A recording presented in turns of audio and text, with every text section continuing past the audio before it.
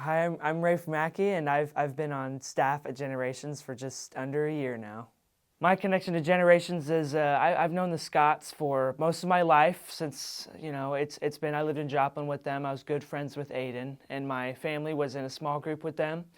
How I came to know Generations it's kind of a long story, but through my life, it's been a couple years. I went to college. I tried to go for nutrition. That turns out that wasn't what I wanted to do. And so then I tried flight school in Arizona, and as time went on, I finally got the chance to go back to church. And when I went, something was pulling at my heart, and I couldn't tell what it was.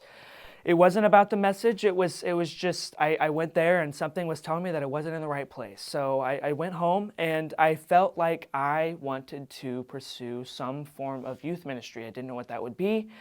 So I went home, I told my parents, and I drove home, and I tried to pursue CIY, and things were playing out. I had some interviews, and then Aiden's wedding came up, and I was able to go to his bachelor party. And in that, I called Riley because I was going to have 2 plane tickets, but I was like, hey, how about instead of having 2 plane tickets, I just hang out for a couple weeks and I go to Aiden's bachelor party, and then I wait for a couple weeks for Aiden's wedding, and then we go. And he's like, oh, that's great. You just intern with me for a couple weeks and see how that goes. So I went and we did Aiden's bachelor party, and I interned for a couple weeks, and it was just amazing. I felt like there was a place for me to be. But as time went on, it was Aiden's wedding was still on the mind, and I did a couple things with the youth. But after Aiden's wedding, I talked to a few people. I talked to my parents. I'm like, hey, what if I stay here for just a couple more weeks? And my parents were like, yeah. My mom told me pretty recently, she's like, I know he's going to stay. I know after you tossed me that, I know he's going to stay.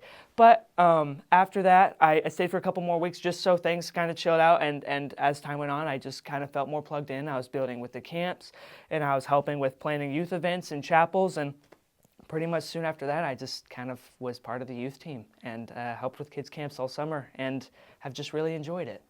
So my job, it's kind of a crazy job, but I do a lot of things. And one of my main things that I do is I just get to hang out with the students, and I just get to I get to preach to them. I get to make fun games with them. I really just get to have fun with these kids, but I also get to watch them grow and just experiences Jesus' love. And through these camps, I sometimes act on stage like I did for Christmas. I was a crazy 12 Days of Christmas guy, and I got to be the short little dwarf guy for kids camp, and I was the squeaky voice short guy, and everybody thought I stunk, but it was a lot of fun because all the kids got to yell and scream at me. Getting here, I never imagined the place I would be today. And, I pursued other things, and I never imagined the path that I would take to get here. And I think it's truly a blessing from the Lord. I never imagined preaching on stage or being on stage. I mean, I imagined being a pilot in Arizona, and God provides in crazy ways. So when I got here, I struggled to believe that I would be able to survive out here on my own.